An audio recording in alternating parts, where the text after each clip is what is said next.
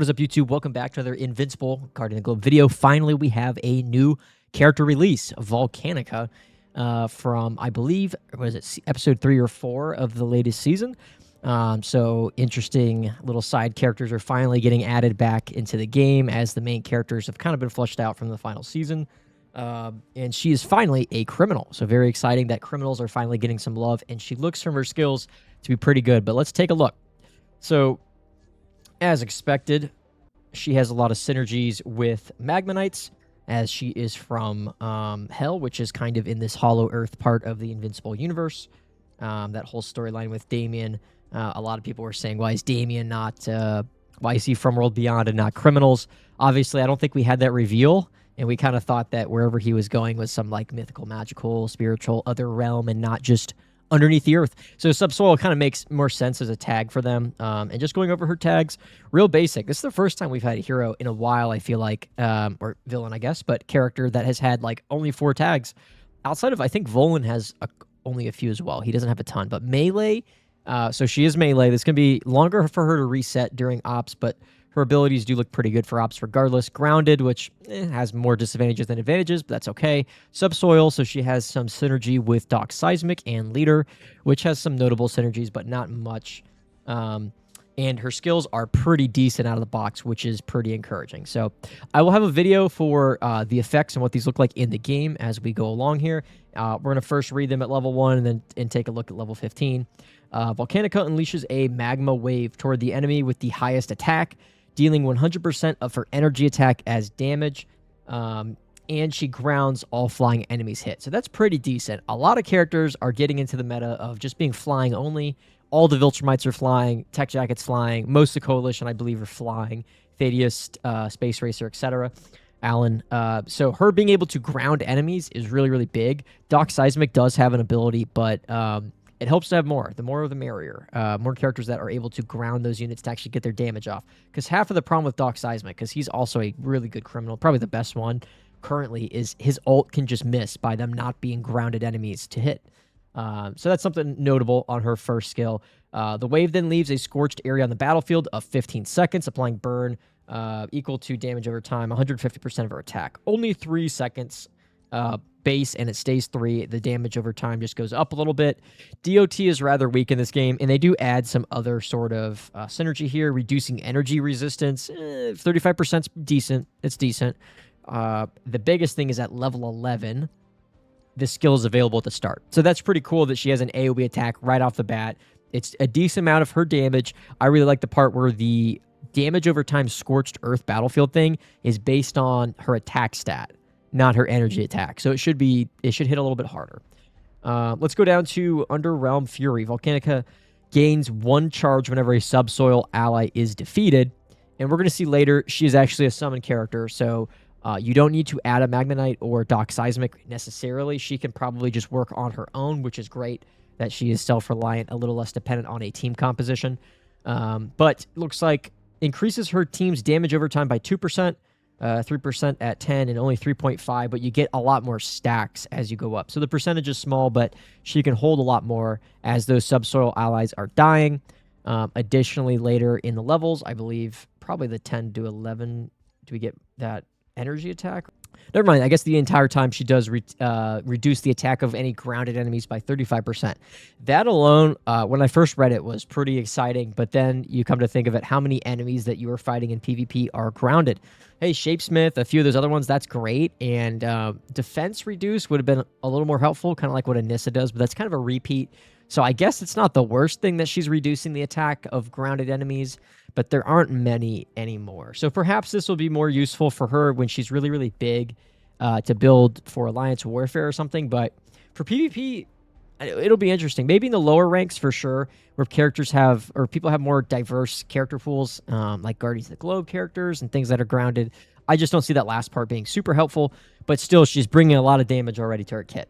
Burning Heart, her third ability. Volcanikka is immune to burn damage. Would make sense for someone that's kind of a lava girl. She also applies 11% life leech to enemies affected by burn damage. I'm told so far that this isn't happening correctly, but I will have to check this in the game. And if she does get some noticeable additions to this skill, I would imagine around probably the earlier levels. Level 8. Level 8. That would make sense. She heals herself for 15% of her max HP when she receives burn damage, but she also applies 25% life leech, so that percentage goes up. And all shields applied to her and her allies are converted into magma shields. This is the biggest team dynamic synergy in her kit, is this Burning Heart. This is really, really solid. So a lot of people are planning to combine her with Eve 2, Armored Adam Eve, or Krieg, who gives shields right off the bat. Very, very good characters. So it converts these to magma shields, and then the shield value is reduced by 15%, but they deal burn damage equal to 30% of her attack per second to nearby enemies, only for 3 seconds, but that's still notable. This reminds me of Adam Eve, the regular support, having shield bounce back damage to shield comps, except she will be even better. She heals herself and has summon characters and adds a damage over time effect to shields that are being applied to her team. So realistically, this is going to have better synergies than even Adam Eve 1, and would be very interesting to see if any artifacts like GDA Healing Gel, etc., apply their healing effects as she applies statuses to other characters. It would be interesting to check that out, but I have not seen thorough testing with that stuff quite yet. And now her fourth skill, Magmanite Eruption. At level 1, she taps the ground, slightly pushing nearby enemies away and summoning 1 Magmanite, max of 3, with only 20% of her stats. So very similar to Doc Seismic's Totem. Very conservative stats in terms of the summons. They are really just fodder characters. As we go up to level 15, it's still only 25%, but that's to be expected. They are Magmanites. They are literally fodder characters. And they, let's see, she and her Magmanites allies each gain a shield. It's kind of odd they're saying Magmanite allies, but I guess it makes sense to clarify, like the enemy Magmanites are not getting shields. But her and the ones she summons gain a shield equal to 25% of her max HP for 5 seconds. So a lot of shields are getting popped on a lot of these characters quite often because of Volcanikka. So it's probably notable to run her with a shield comp, almost certainly. She adds shields, but if you already have shields, it looks like from this ability, putting burn effect onto the shield is going to be the move, on top of having this area of effect kind of burn damage that she gets from Magma Surge. So very incredible abilities. The cooldowns are a little bit long for sure, but her ult has some movement to it. She's able to push characters back for synergies like Anissa. She's a leader. She's melee. She can receive blue suit melee buffs. The only thing holding her back here is really the fact that she's not ranged for ops, but that's to be expected. She seemed like a melee character in the show, someone that would be doing some damage up close. So I think this is very fitting for the character. The kit's really, really cool. And this is the first time we've had a very dynamic kit for a criminal in a long time that's not synergistically dependent on like a tag, like Lizard Leagues were, like Doc Seismic kind of was by himself with Subsoil, really just hanging out waiting for this criminal to come around. Powerplex even, he's really best fit in a technologist team. Probably same with him, Dinosaurus, because he's technologist. So a lot of people kind of fit into certain boxes depending on their tags, and she finally is able to break that mold for criminals. I think she has a lot of potential. That being said, I spent this event really cranking up my criminals, getting my Powerplex up, my Doc Seismic some stars, getting my Komodo and Dinosaurus up, maybe perhaps some Mauler stars. So I have focused almost not on her at all, but not to fear. We have plenty of criminal events to get. I'm sure she'll be very, very easy to get. And she's a little difficult to get as, she was just released, and we have a max 1% of getting her here in the store. So I did already spend a lot of currency, but I thought I would bless the viewers with some rolls here on stream. I hope you guys got a good kit overview with some gameplay. And, let's have some fun testing the character. She just came out. It's really hard to gauge where she's going to fit in the meta, but we will take a look over the next few days, next few weeks. And we'll see where she fits. And I think I'm going to do an updated tier list very shortly for you guys. I'm going to do one per faction. I think that's probably fitting. Go by GDA, go by Earth's Defenders. And we'll just kind of do one by one build guides, kind of what I would focus, what skills I would focus in priority over other heroes, build orders, etc. And we'll talk about, what characters are not worth it anymore in 2026, because the bar for success is set pretty high. A lot of these new characters are just amazing out of the gate. And I think, thankfully, Volcanikka is bringing that to the criminal faction. I don't have too much currency left, but I thought we would save some pulls to see if we get any juicy doubles or triples here on stream. So let's go ahead and get rolling. Right off the bat, we got a Powerplex. Very, very happy with that. I have been building my Powerplex. There's some Lizard League. Very, very close. My goal for most of my characters is just to end them off at 100 stars. I think it looks very pleasing aesthetically. And for most of the operations, you rarely need them bigger than that. Levels, I may give them levels later. But in terms of stars, it's a lot of investment. And I'm excited to get started with investing in characters like Komodo more, and even our newest lava lady here, Volcanikka. Boom. Speaking of Volcanikka, there we go. The lady herself. We're going to purchase all. Also, keep in mind the challenges as you guys are playing this event over the next couple days. Also, sidetrack.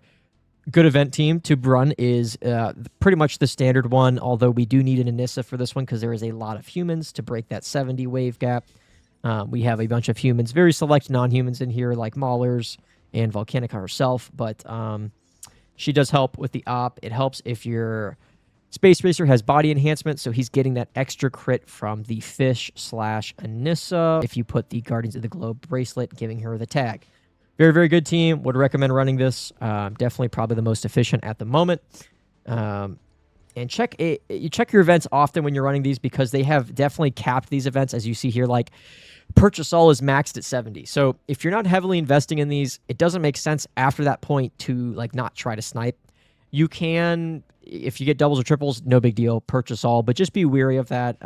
In terms of efficiency on these events, they have kind of been messing with the achievement numbers. So, you know, it makes sense to invest up until the point that you're not getting any sort of kickback or refund on currency for continuing to invest in the event. So keep that in mind just as a, you know, a rule of thumb going forward with these events. The devs often tinker with them, and not all character releases, although we treat them like faction events, they're probably not optimal to get characters. Otherwise, you'll just be spending a lot of refreshes. You can't be too picky. I usually pick, goodness gracious, after 2 snipes, just purchase all and try to pick between 2 or 3 characters. Try to focus if you can, and keep the rest as food. Like currently, I don't need range Mauler, so I'm just going to pass on him. Being picky in this game will take you a lot further than you think. If you're able to prioritize and focus a character to like level 1000 very, very soon, and not build too wide too early, you guys will see a lot more success with your GTA ops and even with PvP and Alliance Warfare, because having 3 or 4 very built characters is a lot more helpful than 16 moderately built characters. You know, 3 level 2000s are a little more helpful than 8 level 1200s, right? So just things to keep in mind as you guys are planning, building, and gathering characters here. Try to make some strategies for what your next few months or weeks look like and who you will be building. But very happy to get some Powerplex stars. I believe we started off at 70 stars, so we've made some big progress. I think I will be able to get him to 85 or so by the end of this event. That would be awesome. My Mauler team is doing awesome. We're breaking wave 1900 on Training Gain. Thank you developers, for fixing the Maulers after breaking them with the update. But shortly, once we finish Powerplex, I think I'm going to invest in some Dino and perhaps some Komodo copies, getting them leveled up, because Komodo is just too good. I know Dinosaurus is not meta, but he is really fun to use, and I want to build him up because I love his character in the comics. So regardless of him being good or not, I think my 5-man team currently is going to be Doc Seismic, Powerplex, Komodo, Dinosaurus, and probably Volcanikka going forward. Although until I get there, I'm probably going to use a Mauler. So just in case we have a criminal restricted arena is what I'm saying. It's nice to eventually plan to have top 5 characters for each faction. I have slowly tried to work on that for criminals and GDA. Although I'll be dropping Robot because Robot's awesome. Absolutely nothing against people that run Robot. I just don't want to use Robot. And hopefully, can we get Brit soon at some point here in the future, developers? And I would love to add him to my team. Another very fan favorite from the comics that I love is Brit. I think he would round off the team very good. Because remember, this is a game. Have fun with it. Like, Rex is thankfully good, but he's also one of my favorite characters. So I just focused Rex first because I like him. There's always optimizations to be had, but have fun with the game. Have fun with building the characters. I think Volcanikka is one of those characters. She seems very, very good. Does she deserve levels compared to the Viltrumites? Probably not, but who cares? Have fun. I'm very excited to see her in Alliance Warfare. I love summon characters. I think it's going to be really, really cool to do these funny shield combo teams with her and summon characters like her with Doc Seismic, and there's like 5-6 Magnetites running around.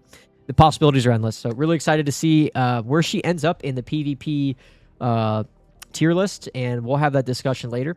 But thank you guys for sticking with me. I hope you guys enjoyed this event. Excited that we have a new character. These are a little more spaced out now that we are done with the last season of Invincible. So we look forward to the next character release next month. I am praying it's Brit, or Brit is coming very soon. What characters do you guys want to see in the game that have not been added yet? Let me know down in the comments below. And look for that tier list. I'll have a little bit later this week, probably Thursday, Friday next week. I'll have a tier list. We're going to do an updated one with the heroes. I think I'm going to do an artifact and totem one combined. Just to give some guidance for new players on what to build. And I'm going to kind of stick to some more PvP videos, I think, because I have really been enjoying that. This week's Restricted Arena has mixed it up a little bit since they dropped the level cap. I think they were really experimenting with that. I have not really participated this much in this Multiverse Arena, but that's totally fine because it's just from World Beyond. Not a whole lot of fun, but we're going to have some very fun tags coming up that I do have built, like Now to This Earth, Melee, and Last Line of Defense. It's going to be some awesome multiverse, so I think I will do some coverage for those, as well as just some high-level coverage teams to show you guys, what kind of teams that you're going to perhaps see in the top arena Invincible League. What are the common, very, very strong teams? What are the strong characters? And perhaps what even is a very, free-to-play team like this one, which is very, very free-to-play friendly outside of Anissa and Eve 2. There are many teams on here that are just such good templates for you guys to build that I think it would be worth showcasing and discussing the pros and cons to running a team like this compared to a team like this, or a full meta team like, a Viltrumites, etc., like we have here. So, keep notes on what it takes to invest in the characters and things. And I know a lot of people early on want to decide, I want this team, but what does it actually take to build that team, maintain that team, and grow that team throughout the ranks and levels? Because remember, this game is an infinite climb as we approach a number 1 here. The stars are infinite, the levels are infinite. So at a certain point, you got to pick, your battles on who you're going to upgrade and what you guys are prioritizing. So hope this was an awesome event for you guys. I had a blast, doing some polls for Volcanikka, and look forward to some new videos coming out soon. I will catch you guys in the next one. Peace.